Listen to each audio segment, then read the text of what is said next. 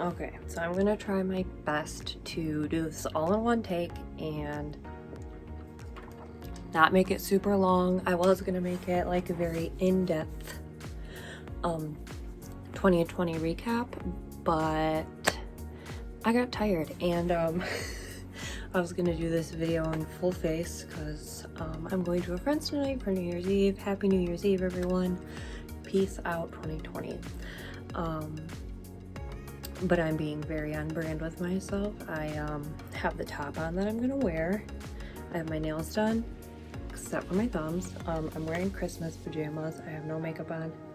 I just blow dried my hair, and you know, I just figured you guys have seen me at much worse, so this is how we're doing this. 2020 has been really rough for everyone. Myself, personally, we're gonna start it in January. I'm pretty sure that's when I was doing Botox, and then February came and you have to wait 90 days between Botoxes, so I feel like that was just a stagnant month. And then March came and I was dog sitting and suddenly the world shut down, which was crazy.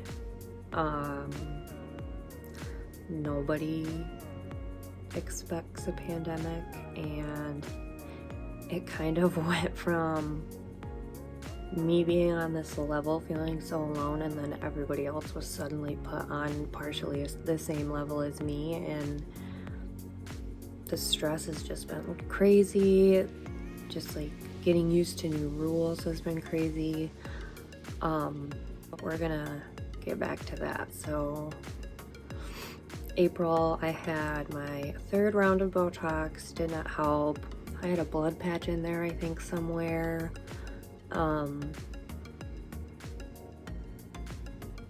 Continued therapy. I think I did about 100 hours this year in total of therapy, which is a huge accomplishment.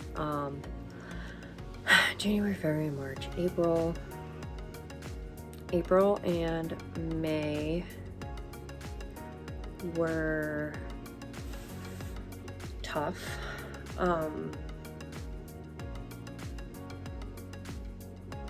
Just like the thoughts that I had in my head, along with the pain in my head. I mean, you all have seen it this year. Like,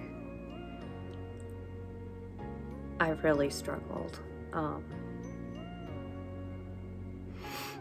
The main points in this video, I guess I just want to get across, is that within 2020, I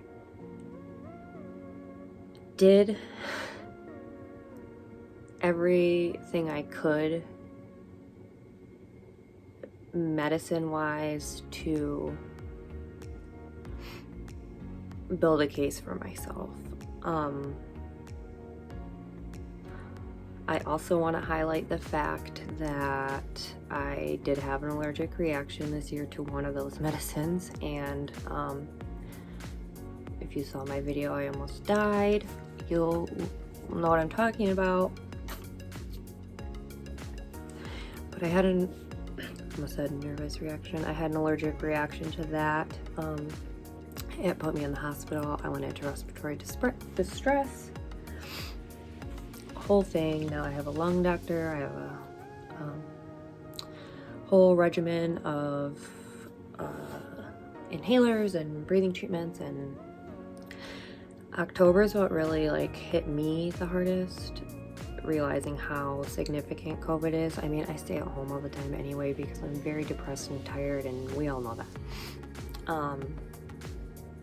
October, I got kind of scared. Like, I almost had to be intubated. Like, the fear was instilled, and it was very rough. Prior to that, in September, so I took my dose of Emgality in July, and then I had my allergic reaction 3 months later. In September, I checked myself into a crisis center because prior to that, I mean, I needed it. Part of the allergic reaction was increased depression, which we all know I was fighting. A month and a half or 2 months prior to that, my neurologist changed my medicine, and I guess I just didn't put 2 and 2 together that she took me off a sleeping med / antidepressant that I really needed. So I went to the crisis center. They got my meds all figured out. I am feeling a lot more level-headed, and that's nice. I then, right after getting out of the crisis center, did something that I said I was going to do every year for the last 5 years, and I got my wisdom teeth out. And it wasn't as bad as I thought it would be. So that's super awesome. Glad it's done. I never have to do it again. Yeah. So I'm trying to think if there was any other procedures that I'm missing. I had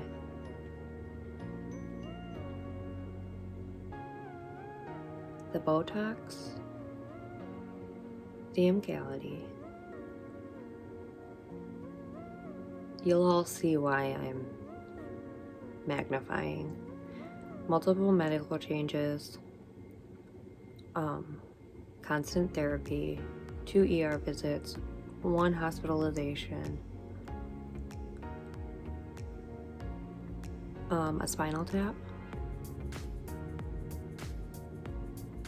and I think that's it. That's just about 9 things. I'm sure more things happened, but there's just a long waiting period for everything.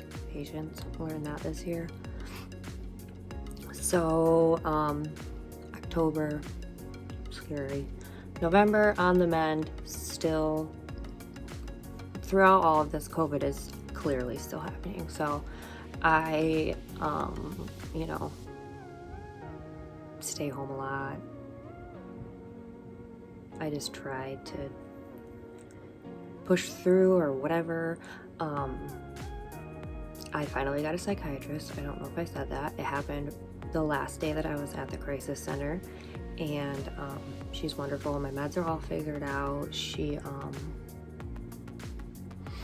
I meet with her once every 5 weeks. She pushed for me to get ketamine gummies for when my head is super duper bad, which I think is awesome of her. Very grateful. My psychologist spoke to my psychiatrist, who spoke to my neurologist. So November, very quarantine-y. December comes along, and me, being the Grinch that I am, I'm like, meh, my birthday's canceled. I thought COVID would be done by now. Ignorant, I know. And this is where the big announcement comes in. So, all of the work that I have done since the 3rd week of March 2019 has finally paid off. I'm going to insert some footage right here. Oh my god, so I just got on to Social Security, and I'm trying not to freak out because I don't know what it changed. It said it was approved. It said my disability case was approved.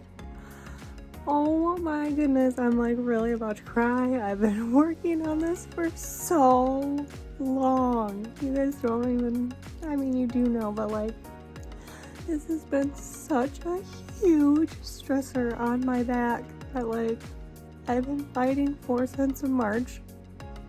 No, pardon me, since May of 2019. 2018. No, 2019.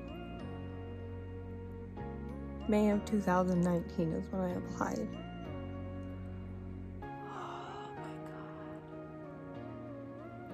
god. I just don't have words right now.